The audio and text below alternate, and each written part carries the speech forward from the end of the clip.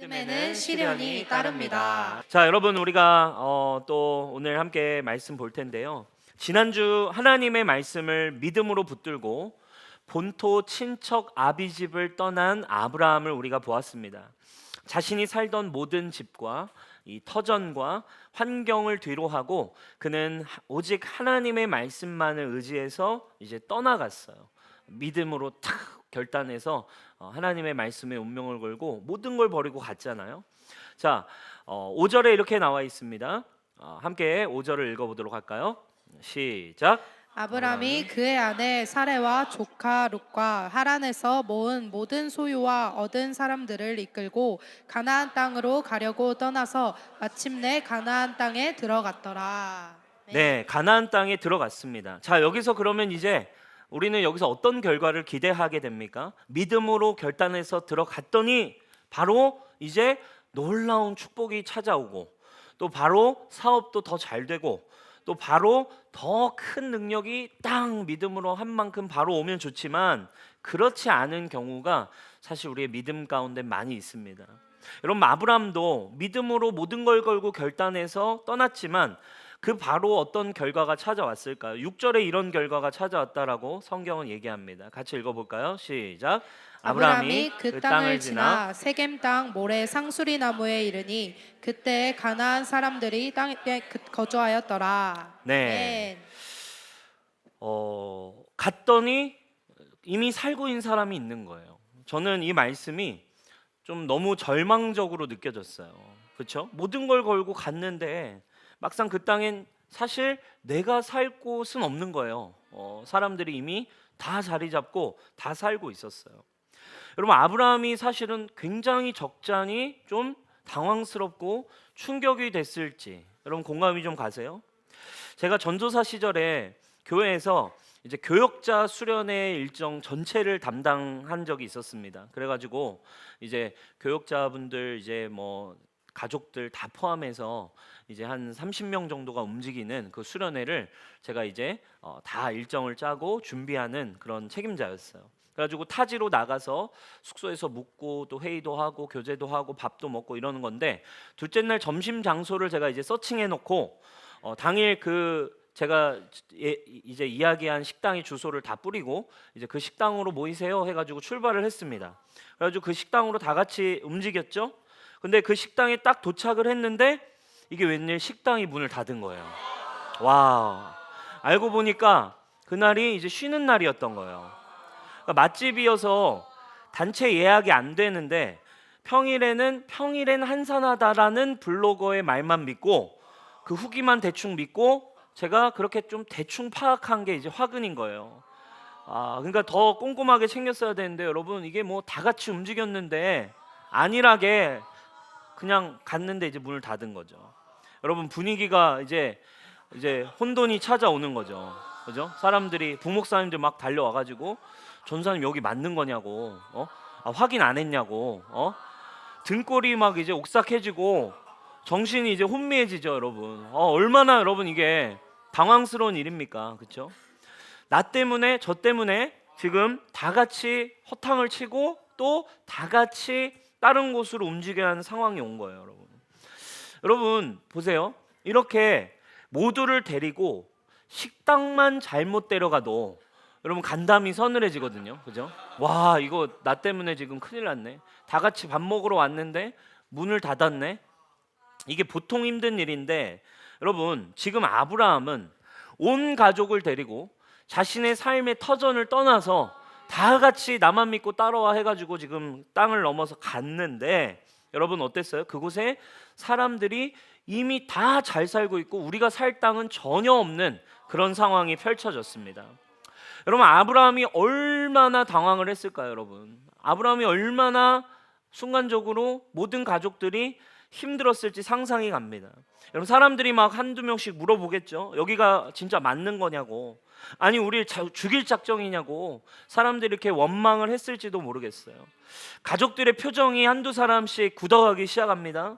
애써 표현은 안 해도 절망해가는 막 사람들의 표정이 이제 눈에 선하죠. 여러분 이런 상황, 그렇죠? 내가 모든 걸 함께 걸고 왔는데 그곳에는 내가 누릴 수 있는 게 아무것도 없다. 여러분 이 순간이 올 때 우리는 굉장히 이제 힘들죠. 여러분 근데 아브라함의 상황은요 설상가상 더 심각해져요. 10절에 뭐라고 얘기하는지 한번 읽어볼까요? 10절 말씀입니다. 시작. 그 땅에 기근이 들었으므로 아브람이 애굽에 거류하려고 그리로 내려갔으니 이는 그 땅에 기근이 심하였음이라. 아멘. 자, 뭐라고 얘기합니까? 그 땅에 기근까지 찾아오게 됐다라고 성경이 말해주고 있어요.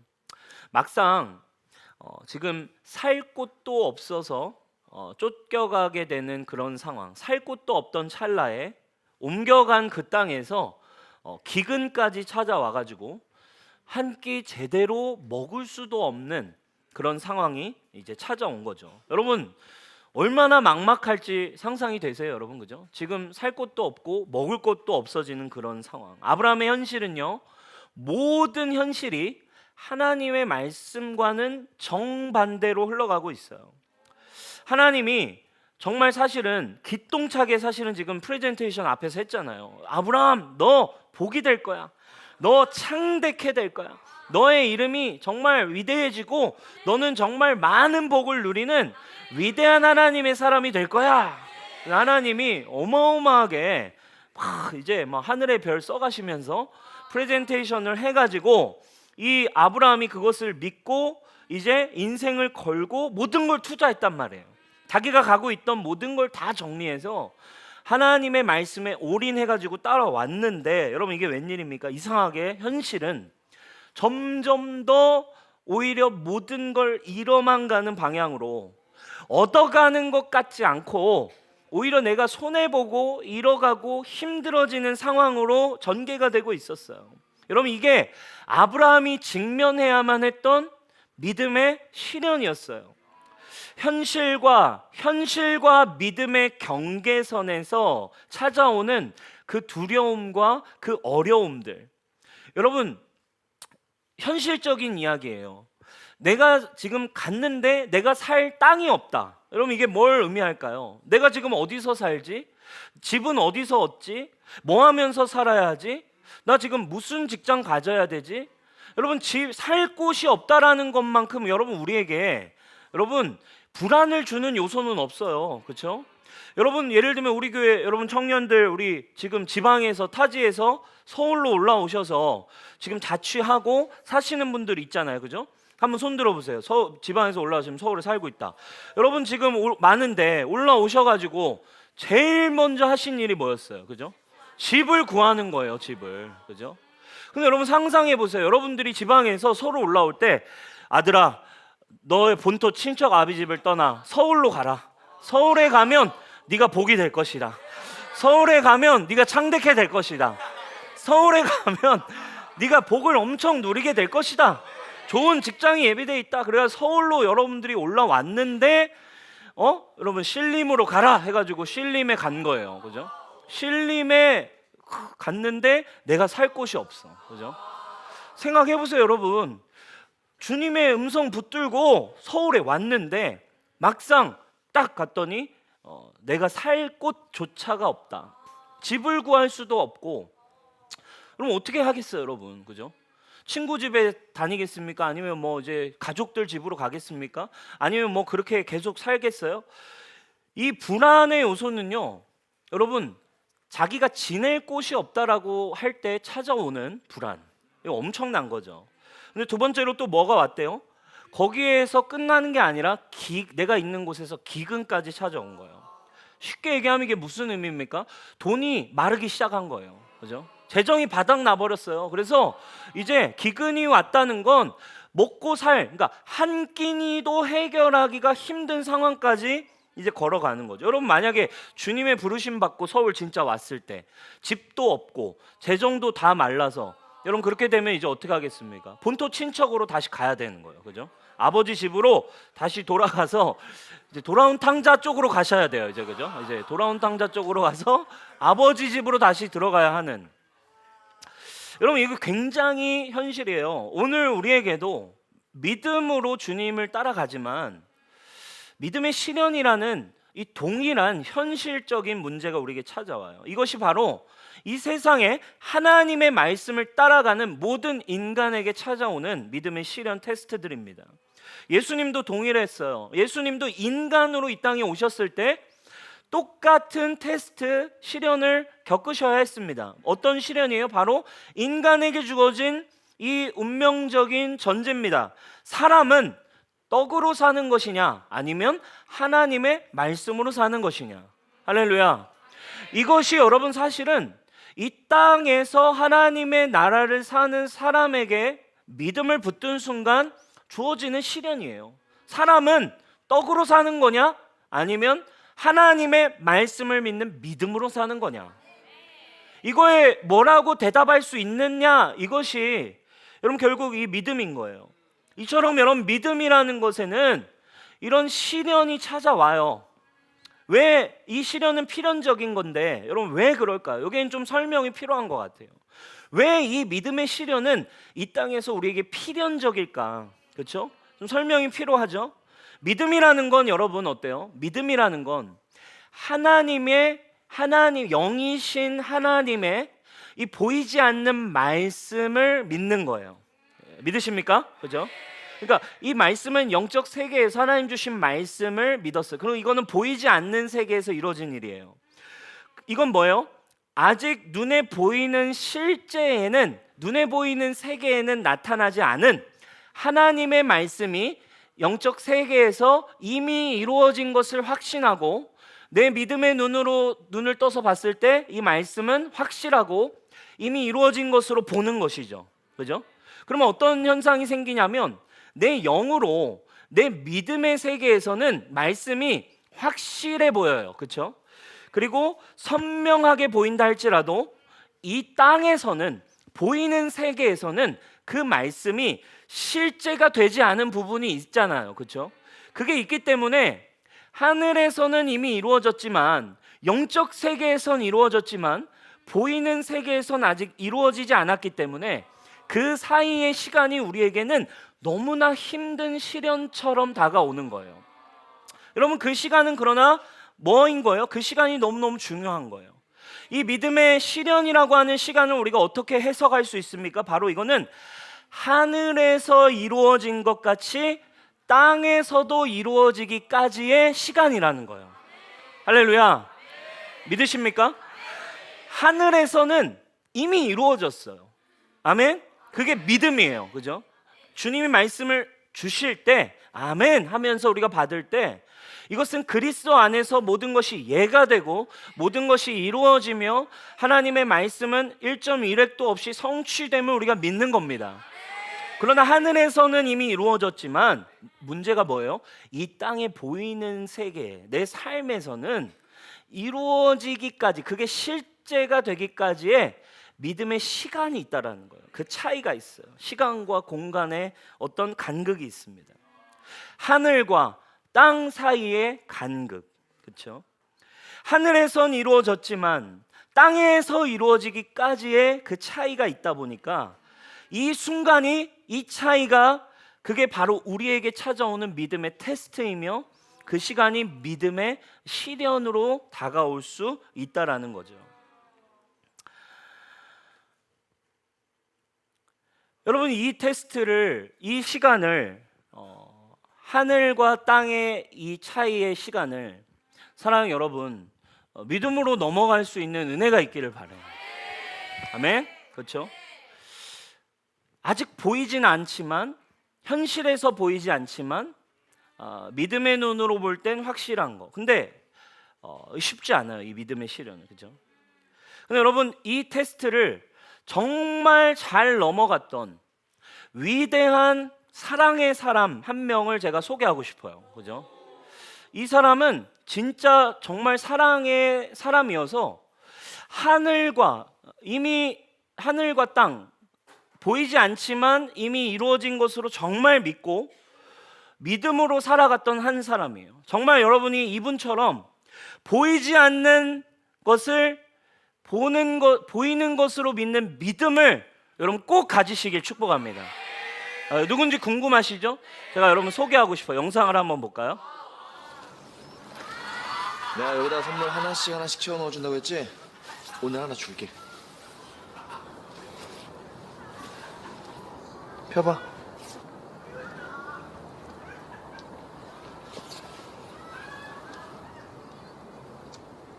보여? 보여. 믿음.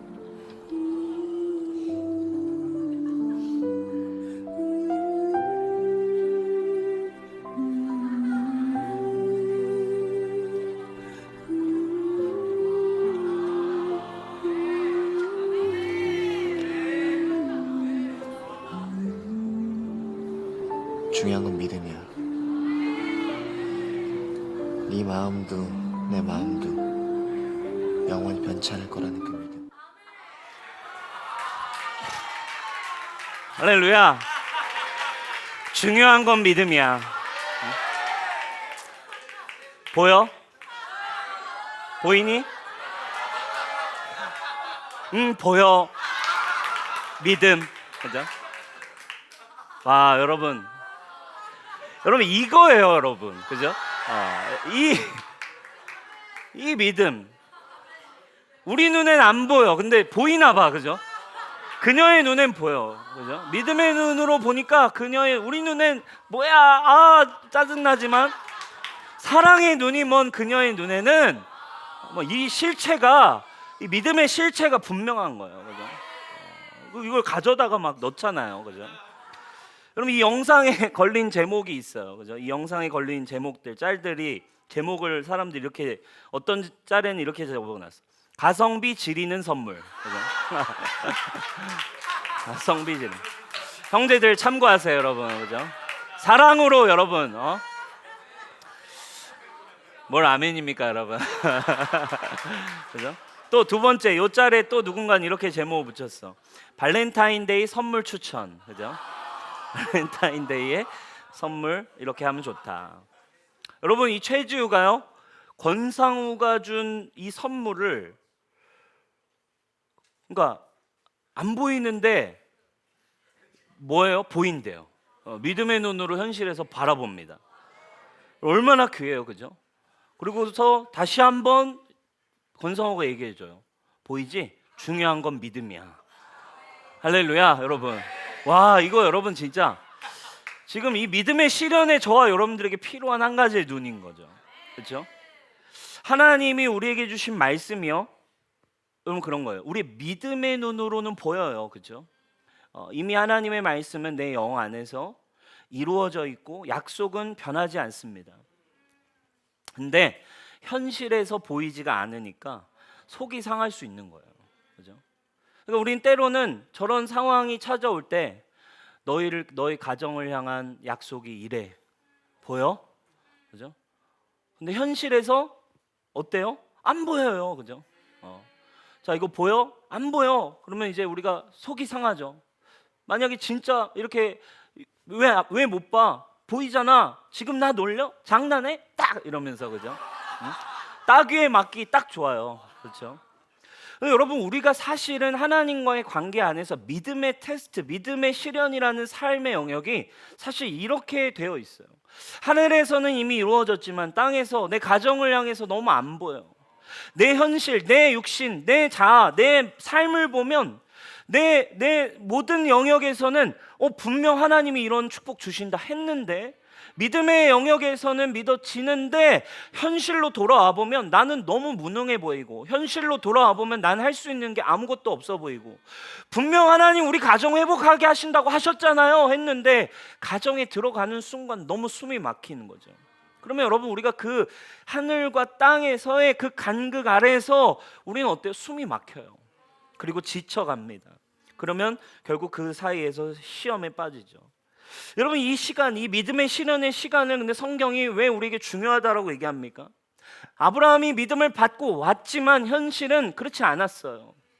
그 시간이 아브라함에게 왜 중요했을까요? 이 시간 성경이 너무 중요하다고 얘기해줘. 왜 그럴까요? 야고보서 1장 3절은 이 부분을 믿음의 시련에 대해 설명해주고 있어요. 우리 3절을 한번 읽어봅시다. 시작. 이는 너희 믿음의 시련이 인내를 만들어내는 줄 너희가 알미라. 아멘. 아멘. 그렇죠? 무엇을 만들어준대요?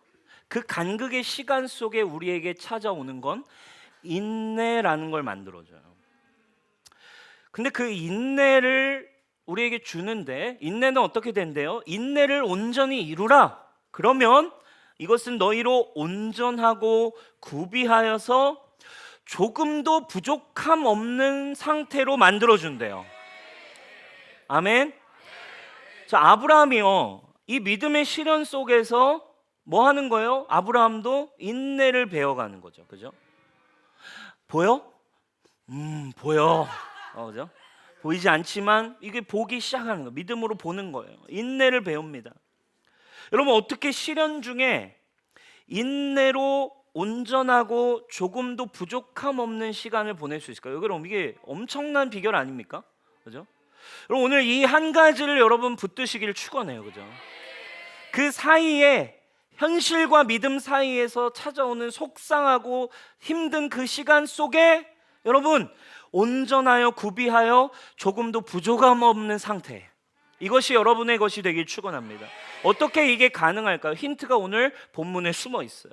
결론적으로 여러분들에게 말씀드리면, 그 인내를 온전히 이룰 수 있는 하늘과 땅 사이의 그 시간을 버티고 보내는 시간의 비결은 바로 예배입니다. 우리 12장 8절 말씀 한번 같이 읽어보도록 하겠습니다. 시작. 거기서 베델 동쪽 산으로 옮겨 장막을 치니 서쪽은 베델이요 동쪽은 아이라. 그가 그곳에서 여호와께 제단을 쌓고 여호와의 이름을 부르더니. 아멘. 아멘. 그렇죠? 네. 그는 옮겨가는 곳마다 어땠어요? 지금 이 7절, 6절 다음에 일어난 일이에요. 막상 왔는데 자기가 살 곳이 없음에도 그는 여호와의 음성을 들었고 그곳에 제단을 쌓습니다. 그리고 또 계속 상황 때문에 살 데가 없고 배고프고 먹을 것도 없는 상황에 옮겨 다니는 곳마다 아브라함이 뭘 했어요? 제단을 쌓았대요. 제단을 쌓았다는 힌트는 여러분 희생 제사를 여호와께 드렸다라는 뜻이죠. 뭐 이걸 또 설명하자면 길지만 어쨌든 중요한 건 이 아담으로부터 내려오는 희생의 원리로 이들은 이 믿음의 유업을 가지고 있는, 믿음으로 하나님과 관계 맺는 법을 알고 있었어요. 그리고 하나님 여호와와 관계 맺을 수 있는 제단을 쌓았다는 거죠. 여러분, 현실의 상황이 어려워졌을 때 아브라함이 선택할 수 있었던 한 가지는 바로 예배였어요. 아멘. 아무것도 보이지 않는 상황에 그가 인내하고 부족함 없이 다시 일어날 수 있는 힘은 하나님의 음성을 듣는 것밖에 없었어요. 참혹한, 변하지 않는 것 같은 현실의 상황에서부터 눈을 돌려서 하나님의 음성으로, 하나님의 말씀으로 나아갈 수 있는 힘이 어디에 있나요? 바로 예배라는 거예요. 자, 여러분, 이 땅에서 우리의 삶은 여러분 연속이에요. 무엇의 연속입니까? 하늘에서 이루어진 것이 땅에도 이루어지기를 기다려가는 연속. 여러분들의 가정을 두고, 여러분들의 교회를 두고, 여러분들의 직장을 두고 하늘에선 이미 약속을 받았고 이미 이루어진 것 같지만 변하지 않고 있는 그 대상들, 변하지 않고 있는 나의 그 영혼들, 변하지 않는 것 같은 나의 가족들 보이지만 그 시간을 믿음으로 인내하며 걸어가는 시간의 연속입니다. 여러분, 이 시간을 어떻게 우리가 부족함 없이 보낼 수 있겠어요? 쉽지 않아요. 우리의 현실은 녹록지 않아요. 육신은 여전히 연약하죠. 우리의 마음은 여전히 상처받기가 일쑤입니다. 우리는 수많은 상황에 날마다 흔들려요. 그렇죠? 믿음 붙들기가 너무너무 어렵다 이 말이에요. 그 믿음과 현실의 간극의 시간을 좁혀줄 수 있는 주님이 주신 선물이 있습니다. 주님이 주신, 우리에게 주신 방법이 있어요. 그게 바로 제사, 주님께 드리는 예배라는 거예요. 주님이 우리에게 나아올 수 있는, 날마다 주의 음성을 다시 들을 수 있는 이 희생의 제사의 원리를 계속해서 반복하시다가 아브라함과 이삭과 야곱과 요셉을 지나 출애굽기를 지나 하나님의 민족이 됐을 땐 더 구체적으로 율법을 통해, 얘들아 나에게 나아오라, 나와 관계 맺자, 나에게 다가와서 날마다 하나님과 관계해라. 그 방법을 희생 제사라고 하는 율법으로 구체적으로 가르쳐 주셨어요. 그것이 계속해서 구약을 통해 하나님의 사람들을 통해 찾아오다가 예언을 통해 결국 그 희생 제사는 누구에게 향하고 있나요? 바로 이 땅에 보내실 메시아이신 모든 세상의 죄를 지고 가는 어린 양이신 예수 그리스도입니다. 예수 그리스도를 통해 단번의 희생으로 찾아온 그 희생 제사로 말미암아 우리는 오직 믿음만 있으면, 오직 주의 보혈을 의지하면 그곳이 어디라 할지라도 제단을 쌓고 오늘 아브라함처럼 예배할 수 있는 특권이 우리에게 주어졌어요. 그러면 우리는 아브라함보다 더 위대한 믿음을 가지고 갈 수 있는 겁니다. 생각해 보세요. 여러분, 아브라함은 얼마나 위대한 믿음의 사람인지. 날마다 그 믿음이 찾아오는 보이지 않는 현실과의 인내, 믿음의 시련 때마다 아브라함이 해야 했던 건 뭐였어요? 여러분, 제단을 쌓는 거예요. 한번 오늘 해보실래요? 여러분, 집에 가셔서 마음이 힘들다, 주님께 예배해야겠다 해서 구약의 방법을 여러분 한번 해보시라 이거예요. 집에 주변에 공사판 가셔서 돌들 좋은 거 여러분 뭐 이렇게 야 도와줘 해가지고 셀별로 제단 하나씩 쌓아보세요. 여러분, 그죠? 돌들 하나씩 세팅해 놓고, 그리고 저쪽에 이제 뭐 어디 강원도 쪽에 파주 쪽에 강원도 쪽으로 가셔서 양떼 목장에 가셔서 양 한 마리 여러분 사오셔가지고 그것을 여러분 스스로 찔러 죽여서 각을 떠서 한번 하나님께 나아가는 예배를 드려보라고요. 여러분, 아마 인내가 생길 거예요. 여러분, 이것만으로도. 그런데 여러분, 복음이라는 것은 단번의 제사인 예수 그리스도로 말미암아 우리가 믿음으로 나아가기 쉽지 않을 때, 말씀이 내 눈에 보이지 않을 때 날마다 주님 앞에 믿음으로 나아갈 수 있는 예배, 이 제사를 우리에게 완성해 주신 그 특권이 여러분에게 있는 거예요. 예배의 특권을 여러분들이 주셨다 이거예요. 여러분, 이 예배가 얼마나 중요한지 아세요? 여러분, 이게 놀라운 일이에요. 감히 하나님을 만나고 하나님과 관계하는 시간인데, 감히 우리가, 그쵸? 시간을 정했어요. 3시 시간을 정했어요. 하나님 앞에, 그쵸? 감히 우리가 하나님 앞에 장소를 정해요. 하나님, 신관입니다. 홍대 이쪽입니다. 홍대 이쪽으로 오셔서 9번 출구로 오셔서 이쪽으로 오시는 여기에 있는 지하에 있는 신관입니다. 주님, 주일 3시 신관에서 우리가 주님께 예배하겠습니다. 주님 만나러 가십시다. 여러분, 우리가 이 시공간을 정했는데 이곳에서 오직 예수의 이름을 붙들 때 하나님은 이곳에 임재하시겠대요. 아멘. 주의 이름을 부르는 자들마다, 주의 이름을 찾는 그곳에서 주의 보혈을 의지하는 그곳이 어디라 할지라도 하나님은 임재하시겠다. 2-3 사람이 내 이름으로 모이기만 한다면 나는 그곳에 너희와 함께 하겠다. 그럼 이 예배는 특권이에요. 하늘과 땅이 만나는 시간. 힘드십니까? 여러분, 계속 어렵습니까? 여러분, 예배가 죽었기 때문이에요. 여러분, 현실이 녹록지 않다라는 얘기를 계속하고 있습니까? 아니에요. 여러분들이 예배가 죽어가고 있기 때문인 거죠. 하늘에서 이루어진 것이 이제 이 땅에서도 임하였음을 선포하는 시간. 여러분들의 모든 현실을 믿음으로 이겨낼 수 있고, 오히려 말씀이 내 삶에 주님 이루어졌습니다. 속히 이루어질 것입니다. 저의 가정 가운데 그 축복이 찾아올 것입니다. 믿음으로 고백하는 그 시간, 예배인 거예요. 사랑하는 여러분, 저는 우리 뉴스홈교회 그래서 이 시간을 정한 공예배, 주일 예배, 우리 금요 예배가 여러분 더욱 풍성해지길 바라요. 하늘에서 이루어진 것이 땅에서 이루어짐이 경험되어지는 예배가 되길 바라요. 그 순간에, 할렐루야. 그래서 하늘에서 이루어진 것이 땅에 풀어지면서 예배하다가 여러분 치유가 일어나시길 바라고, 예배하다가 여러분 우울증이 떠나가고, 아멘. 그 믿음이 여러분 안에 있는 거예요. 찬양하면서, 기도하면서 주님의 약속이 그리스도 안에 이루어졌습니다. 임재 가운데 선포하고 믿음으로 나아가다 보면 여러분들의 삶에 힘든 현실이 가까운 것이 아니라 여러분들의 삶에 하나님의 나라가 가까이 와 있을 거예요. 그게 여러분 예배의 능력이에요. 이곳에서 모이는 우리의 이 예배를 통해 먼저 강력하게 하나님의 임재, 하나님의 나라가 이곳에 임하는 것을 경험해서 여러분들의 각자의 삶의 자리에 돌아가서 매일매일 여러분들의 큐티의 시간, 매일매일 직장에서의 시간, 매일매일 가정에서의 시간까지도 삶의 예배로 연결될 수 있다면, 할렐루야, 그게 여러분 예배자들의 삶이고, 그게 바로 믿음을 가진 이 땅의 하나님 나라, 열국의 아비로 살기 위한 너무나 중요한 준비인 거예요. 그러나 여러분, 이 아브라함이요, 예배를 드렸어요. 근데 계속되는 시험 앞에, 시험의 크기가 점점 커지고 현실의 이 무게감이 점점 커질 때 예배와 멀어지게 됩니다. 여러분, 그때 어떤 일이 일어나게 됐을까요? 첫 번째, 아브라함이 예배와 멀어질 때 첫 번째, 우리 같이 읽어봅시다. 시작. 하나님의 음성이 아닌 현실에 반응하는 삶을 살게 된다. 우리 10절 말씀 다시 한번 읽어볼까요? 시작. 그 땅에 기근이 들었으므로 아브라함이 애굽에 거류하려고 그리로 내려갔으니 이는 그 땅에 기근이 심하였음이라. 아멘.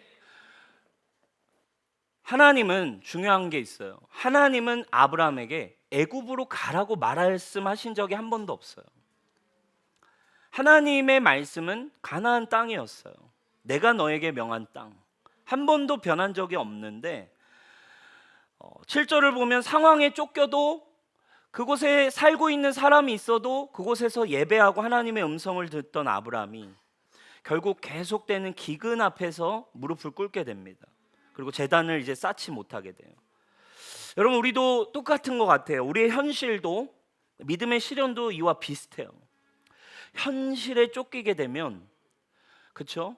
아까 얘기한 것처럼 점점 목이 죄어오는 듯한 현실이 쫓기게 되면 예배하는 게 쉽지 않다라고 생각됩니다.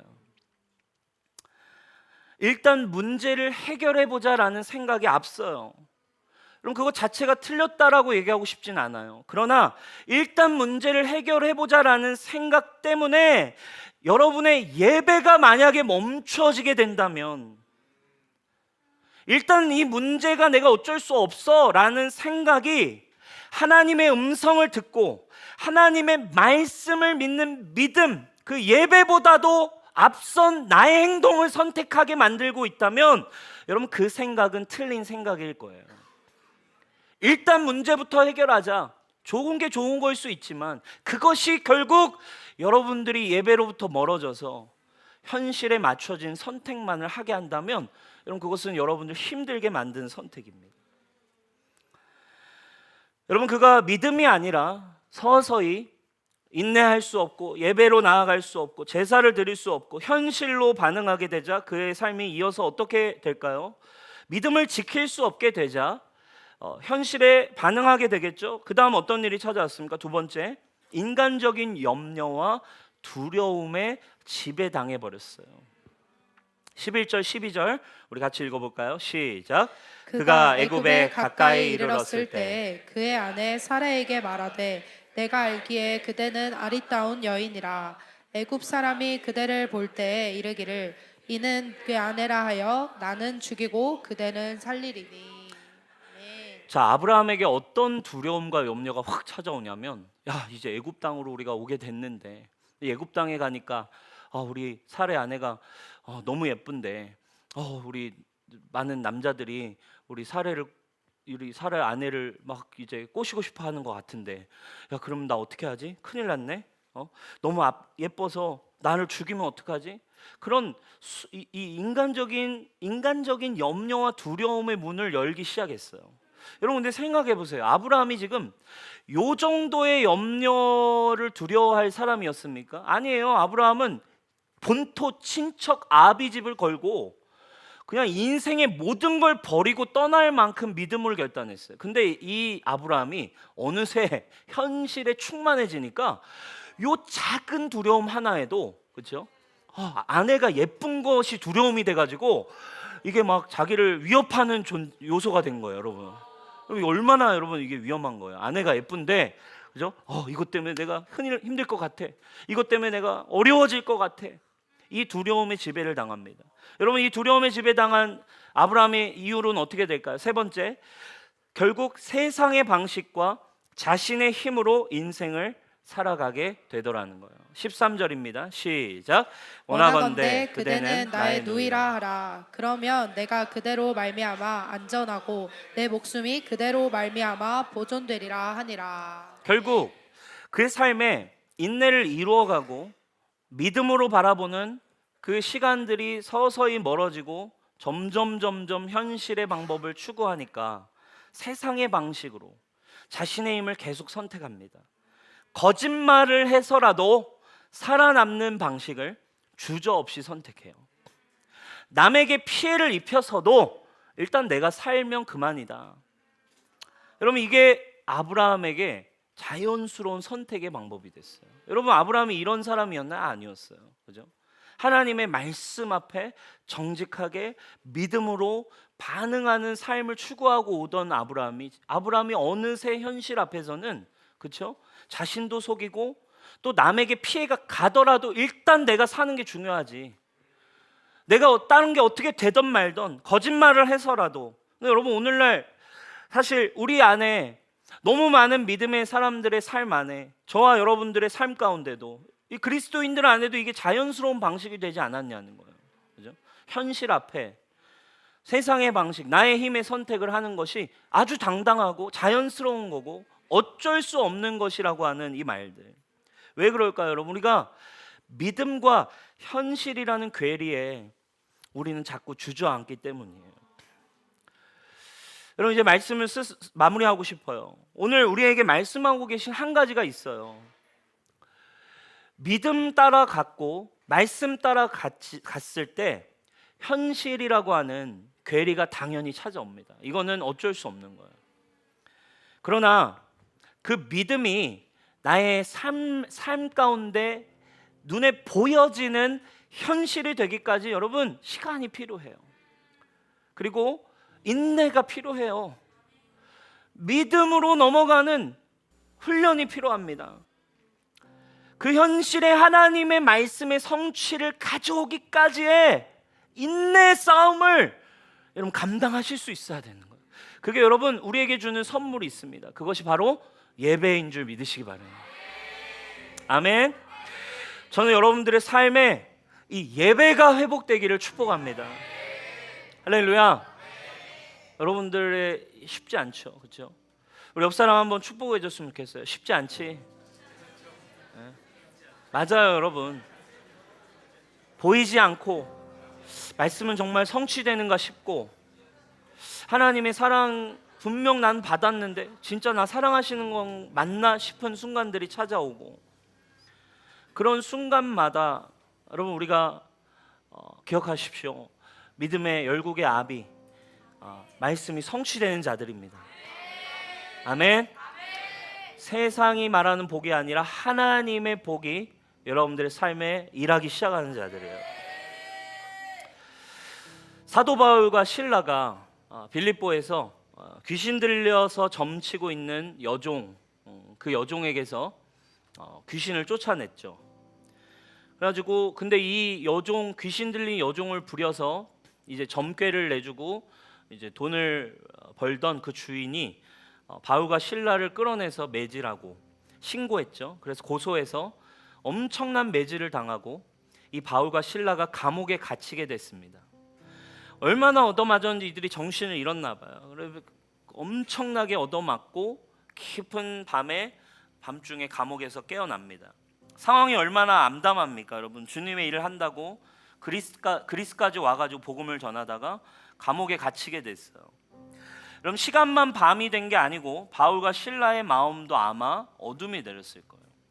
믿음으로 갔지만 눈을 떠보니 현실은 쇠사슬에 묶인 감옥이라요. 그러나 여러분 그들의 마음 가운데 하나님을 향한 갈급함이 있었어요. 그리고 구원의 기쁨과 또 생각해보니 그 한 여종이 귀신 들린 여인이 눈앞에서 하나님의 말씀과 복음으로 말미암아 자유케 된 하나님의 나라를 경험했단 말이죠. 얼마나 기뻤겠어요. 그 구원의 기쁨과 감사가 터져 나오면서 그들이 암담하고 차갑고 어두운 감옥이라고 하는 현실에서 찬양, 성경을 보면 찬양했다고 기록합니다. 감옥에서 노래가 시작돼요. 어떤 가사였는지는 모르겠어요. 뭐 내게 강 같은 평화였을지, 그죠? 주 날 구원했으니, 어떤 가사일지 모르겠어요. 그러나 노래가 시작됐어요. 그들의 예배가 시작될 때 어떤 일이 일어났나요, 여러분? 그들이 예배를 다시 주님께 올려드리기 시작할 때 하늘과 땅의 간극이 좁혀지기 시작해요. 찬양이 깊어질수록 하늘이 땅으로 내려오기 시작합니다. 그들의 예배가 깊어지고 눈물이 흐르고 성령님이 임하시는 만큼 그 감옥에 하늘이 내려와요. 그리고 하늘이 땅에 임하는 순간이 찾아옵니다. 그때 어떤 일이 일어납니까? 지진이 일어나고 감옥 문이 열렸다라고 성경 기록하고 있습니다. 믿으십니까? 믿으시나요? 그 여러분, 예배자의 능력이에요. 감옥에서 옥문이 열렸어요. 동굴이 막 흔들리면서 초자연적 현상이 일어나 버린 거죠. 그러니까 간수들도 어쩔 수 없어. 사람들이요, 죄수들이 야 도망치고 난리가 났습니다. 이게 웬 떡이냐고 도망치죠. 그래서 이 간수가 이제 큰일, 자기는 죽은 목숨인 거예요. 자기가 지금 새벽에 감옥을 지금 지키고 있는데 이게 뭐 자기도 어떻게 해볼 수 없는 초자연적 현상이 일어나면서 사람들이 도망치려고 하니까. 근데 베드로와 바울과 실라가 어떻게 했습니까? 아까 아브라함이 얘기한 것처럼 이때다 하고서 세상의 방법, 거짓말처럼 그냥 나도 도망치면 돼, 나도 차라리 사는 게 이게 하나님 주신 축복인 거야 했나? 아니에요. 우리가 떠나지 않겠다. 자신의 목숨을 끊으려는 그 간수 앞에 멈추어라, 우리가 여기 있다, 아무도 떠나지 않을 거다. 그리고 그 간수가 하나님의 사랑을 받기 시작해요. 그리고 거기서 복음을 전합니다. 성경은 뭐라고 얘기합니까? 그곳에서 이 간수의 가정이 구원을 받게 되고 모두 하나님께로 돌아오는 놀라운 구원의 역사가 이어서 일어나 버렸어요. 사랑하는 여러분, 저는 믿음의 사람들에게 반드시 믿음의 시련이 와요. 그건 믿음이 증명되어야 하기 때문입니다. 그 시간에 믿음의 시련이 인내를 만들어내는데 그 인내는 오히려 우리를 온전하고 부족함 없는 사람으로 만든대요. 아 힘들어 하고 사는 게 여러분 예배자가 아니에요. 아 너무 힘들어 버티기 쉽지 않아로 사는 게 믿음의 사람이 아닙니다. 우리에게 주신 능력이 있어요. 그건 바로 우리의 어린 양이신 예수 그리스도를 통해 날마다 우리를 새롭게 하시는, 날마다 말씀이 내 삶에 이루어졌음으로 바라보는 예배를 여러분에게 주셨다 이거예요. 저는 이 주일 예배가, 금요 예배가 더 선명하게 하늘이 땅에 내려온 예배가 되길 바라고, 그걸 넘어서서 여러분들의 날마다 이루어지는 직장에서의 잠깐의 큐티 시간 하늘이 내려오시길 바랍니다. 잠깐의 짬을 내는, 가정에서 마음을 지키기 어려울 때 여러분들이 귀에 꽂고 듣는 찬양 속에 하늘이 내려오게 될 것입니다. 아멘. 그게 여러분 교회의 능력이에요. 그게 여러분 통치자들입니다. 열국의 아비들의 라이프 스타일인 거예요. 여러분 찬양들 좋아하시죠? 제가 오늘 부를 찬양도 듣고 여러 가지 찬양을 듣다가 오늘 이제 함께 부르게 될 이 찬양을 묵상하고 듣는데 저는 이제 댓글들을 한번 보거든요. 그 찬양들. 근데 요즘 여러분 찬양들 몇백만 이상 그 재생이 된 찬양들 보시면 댓글이 정말 많아요. 근데 그 댓글들에 정말 인내를 이루는 이 예배자들의 고백이 얼마나 많은지 몰라요. 외국 찬양들도 들어가 보면 그저께도 제가 한 찬양 들어가서 봤는데 첫 번째 댓글에 이렇게 되어 있더라고요. 저는 어제 직장을 잃었습니다. 그러나 하나님이 저의 삶의 주인이심을 이 찬양을 통해 다시 고백합니다. 직장을 잃었지만 저는 두려워하지 않을 것입니다. 그런 고백이 써 있어요. 오늘 우리가 부를 찬양의 그 영상에도 막 밑에 댓글들이 쫙 있더라고요. 어머니를 잃고 슬퍼하고 있었습니다. 그런데 어머니를 잃고 슬퍼하다 찬양만 들으면 눈물이 납니다. 하나님, 우리 어머니 아프지 않고 편히 계시기를 원합니다. 주님, 우리 엄마와 늘 함께 해주세요. 저는 13살 초등학생입니다.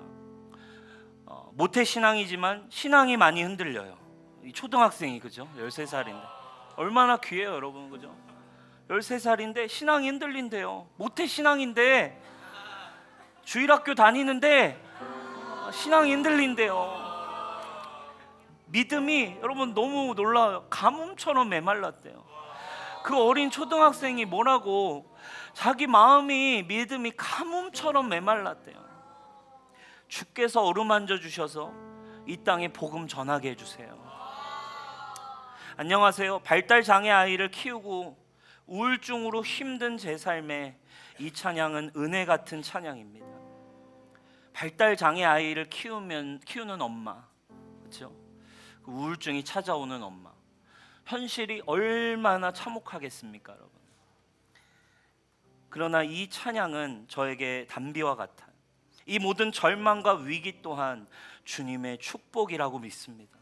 여러분, 얼마나 이게 여러분 발달 장애아를 키우고 우울증으로 앓고 있는데 뭐래요? 이게 주님의 축복이라고 믿는데요. 여러분, 얼마나 놀라운 고백입니까? 예배의 힘이죠. 우리는 힘들 때 더 주님을 찾기 마련입니다. 이분이 다른 사람을 위로하며 글을 써요. 모든 여러분 감사하십시오. 다들 신앙 안에서 힘내시라고 응원하고 싶습니다. 누가 누구를 응원하나요, 여러분? 지금 30살 청년입니다. 무기력함 가운데 빠져 살고 있습니다. 제 안에 실패감, 좌절감 가득합니다. 제 마음이 일어서지지가 않습니다. 고립된 상황 가운데 놓여 있는데 하나님의 사랑을 묵상하고 하나님으로 말미암아 일어나기를 원합니다. 저를 위해 기도해 주세요. 사람들이 댓글이 막 쭉 달립니다. 좋아요가 막 279개예요. 군대에서 지금 너무 힘들고 지친 상황입니다. 우리 군대에서 보고 있는 사람 있나요? 하나님을 찾고 바라보는데 집중하고 싶습니다. 제가 중고등부 예배에서 이 노래를 알게 됐는데 그걸 듣고 다시 찾아왔습니다. 제가 끝까지 버틸 수 있게 용기를 주세요. 저는 29 회사를 다닌 직장인입니다. 제가 최근 직장 내 상사의 갈굼과 잔소리 때문에 많이 힘들었습니다. 매일 밤 제 자신을 자책하며 눈물을 흘렸고 건강했던 제 육체도 피폐해지고 심지어 목숨도 포기하고 싶어졌습니다. 그래서 그냥 야곱처럼 도망치고 퇴사할까 생각했습니다. 그러나 주님께서 저에게 도망가지 말라 하십니다. 주님께서 사람을 무서워하지 말고 담대하라고 말씀하십니다. 왜냐하면 그분이 나의 하나님이시고 모든 것을 해주신다고 했으니까요. 이 찬양을 듣고 많이 울었습니다. 그리고 용기를 얻습니다. 감사합니다. 또 어떤 엄마의 고백이 있어요. 2012년도 주님이 주신 셋째 아이를 임신했는데 태아 초음파로 시간이 지났는데 아기가 기형아로 태어나는 걸 알게 됐대요. 평생 기형아의 아기를 길러야 하는 운명이 찾아온 거예요. 마음이 무너지고 있을 때 오히려 자기는 예배를 나가기 시작했대요. 기도 모임을 가서 예배를 시작했는데 자기 마음에 얼마나 절망적이에요. 기형아가 이제 태어나서 평생을 키워야 되는 자신의 운명 앞에 자기가 이렇게 고백했대요. 하나님을 소망합니다. 하나님을 소망합니다. 하나님을 소망합니다. 이 말만 반복해서 고백했어요. 어느 순간 하나님이 오히려 저에게 주시는 감동과 음성이 들려와서 오열을 했습니다. 그 감동은 뭐였냐면 그 감동은 딸아, 오히려 내가 너를 소망한다. 내가 너를 얼마나 소망하는지 아느냐? 나는 너희를 너무 소망한다 라는 감동이 계속 이어져서 계속 오열을 했대요. 자존감까지 낮았던 저는 하나님이 나를 소망하신다라는 말씀 앞에 자신의 생각과 사고가 깨뜨려졌대요. 나도 나를 소망해 본 적이 사실 없는데 예배 가운데 하나님이 나를 소망하고 계시다니 그 사실을 기억하며 살고 있습니다. 모든 여러분 힘내세요. 막 댓글이 막 쭉 담깁니다. 사랑하는 여러분 어떤 삶을 살고 계세요? 똑같죠. 우리네 삶과 비슷할 겁니다. 각자의 무게는 다르지만 여러분 누구가 더 낮고 더 심하다라고 얘기할 수 없어요. 우리는 동일하게 그 현실 앞에 힘들어하고 지칠 수밖에 없기 때문에 그래요. 그래서 여러분 믿음의 삶이라는 건 그냥 힘들게 가는 게 아닙니다. 복음을 아셔야 해요. 복음 안에서 주님은 우리를 인내를 온전히 이룰 수 있게 하셨고 복음 안에서 승리하는 자로 부르셨고 조금도 부족함 없는 자로 살 수 있게 하신 능력이 바로 교회에게 주신 예배의 능력입니다. 우리 뉴스홈교회 도전하면 이 새로운 시즌 감옥의 예배, 바울과 신라의 예배가 우리의 예배가 되길 원합니다. 우리 뉴스홈워십의 예배가 되길 원합니다. 하늘이 땅에 임하는 예배. 여러분들의 셀 모임이, 큐티 모임이 영의 눈을 뜨시고 보시면서 주님, 하늘이 땅에 임해 왔습니다. 오늘 여러분들이 찬양할 때 그 일이 시작될 것입니다. 그것이 여러분 믿음의 시련을 넘어갈 수 있는 예배자의 특권이에요. 그냥 기어가는 게 아닙니다. 여러분 승리하며 갈 수 있어요. 기뻐하며 살 수 있습니다. 오늘 우리가 함께 찬양 부르기 원하면 자리에서 일어납시다.